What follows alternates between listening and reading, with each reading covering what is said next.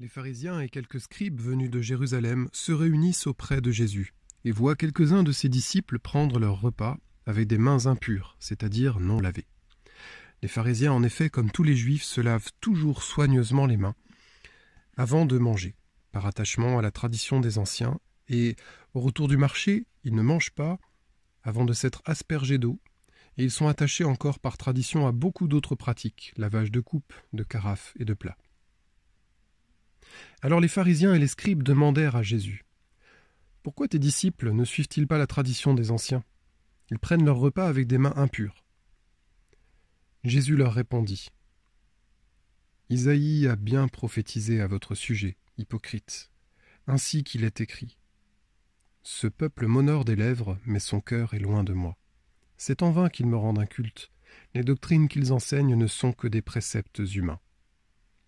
Vous aussi, vous laissez de côté le commandement de Dieu pour vous attacher à la tradition des hommes. » Il leur disait encore : « Vous rejetez bel et bien le commandement de Dieu pour établir votre tradition.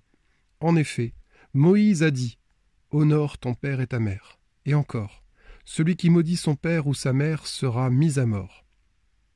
Mais vous, vous dites : supposons qu'un homme déclare à son père ou à sa mère : les ressources qui m'auraient permis de t'aider sont corban, c'est-à-dire don réservé à Dieu.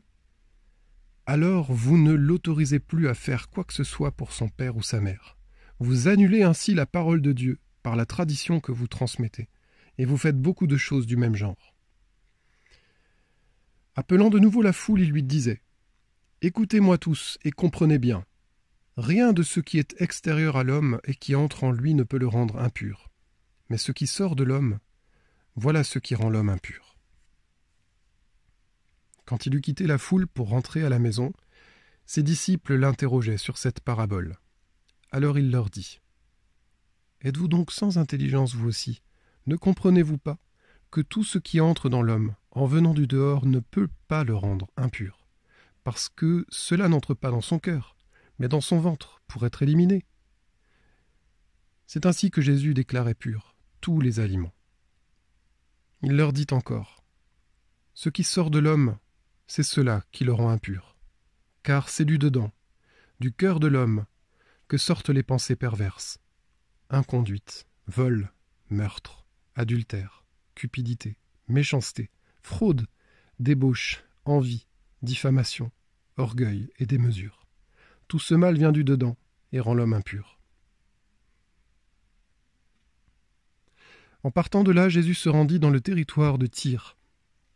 Il était entré dans une maison, et il ne voulait pas qu'on le sache. Mais il ne put rester inaperçu. Une femme entendit aussitôt parler de lui. Elle avait une petite fille possédée par un esprit impur. Elle vint se jeter à ses pieds.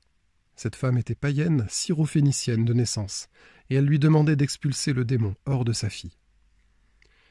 Il lui disait : « Laisse d'abord les enfants se rassasier, car il n'est pas bien de prendre le pain des enfants et de le jeter aux petits chiens. » Mais elle lui répliqua : « Seigneur, les petits chiens, sous la table, mangent bien les miettes des petits enfants. » Alors il lui dit : « À cause de cette parole, va, le démon est sorti de ta fille. » Elle rentra à la maison, et elle trouva l'enfant étendu sur le lit. Le démon était sorti d'elle.